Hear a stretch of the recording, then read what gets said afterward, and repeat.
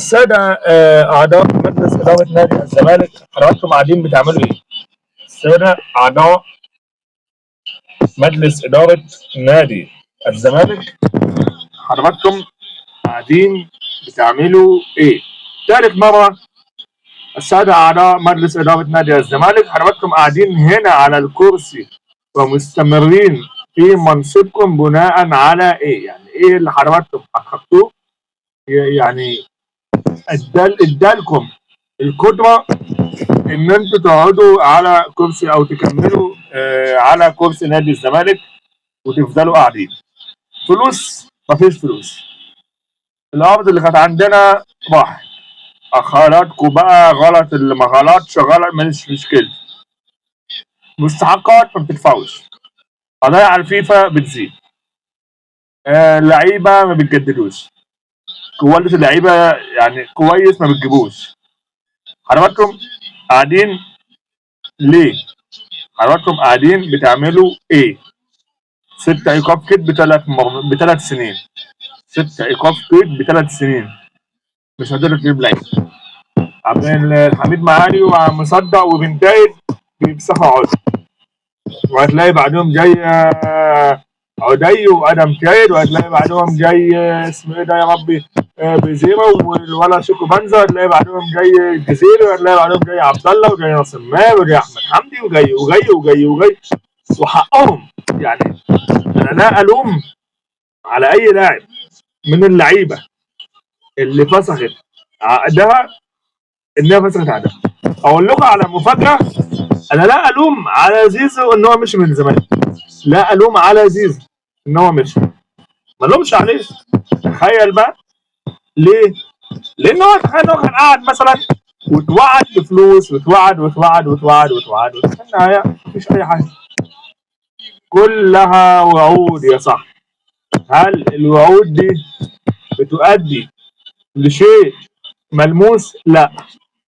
تمام. احنا حاليا موجودين في الحته بتاعت ان الحال بايظ. تمام.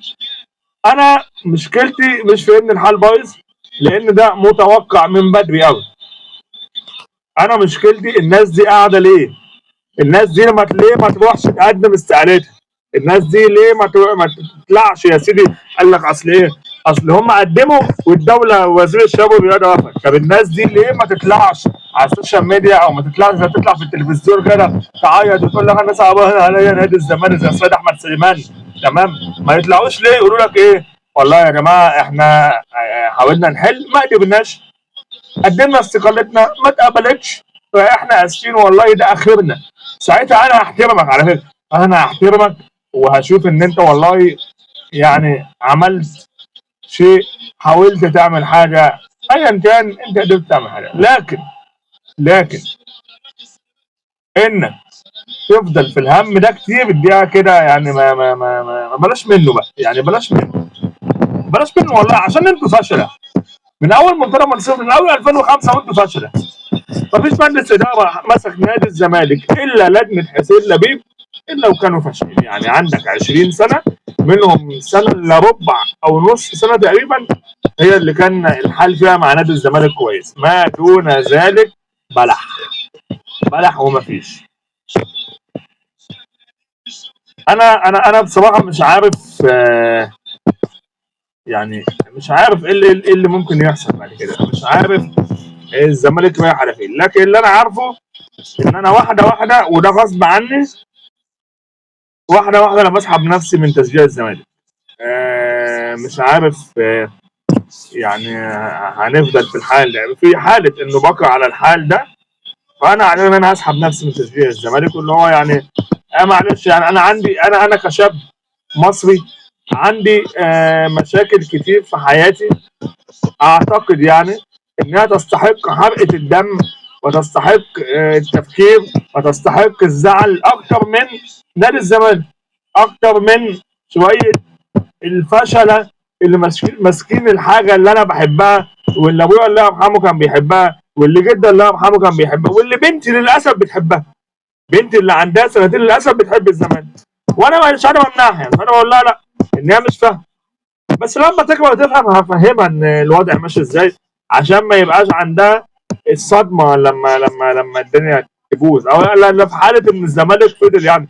احنا الحمد لله نقترب الان من ان احنا نكون جبال حرفيا بقى للشباكيش، سواء كان في على ارض الواقع او في الدوري المصري يعني.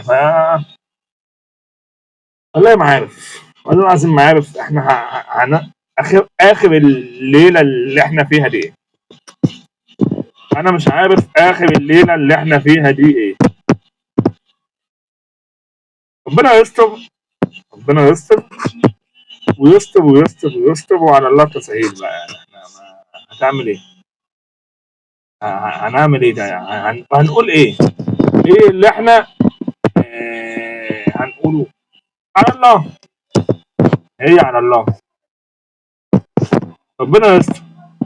وانا زعلان بصراحه ان حارس الزمالك وصل للحته دي، بس الحمد لله على كل حاجه. السلام عليكم.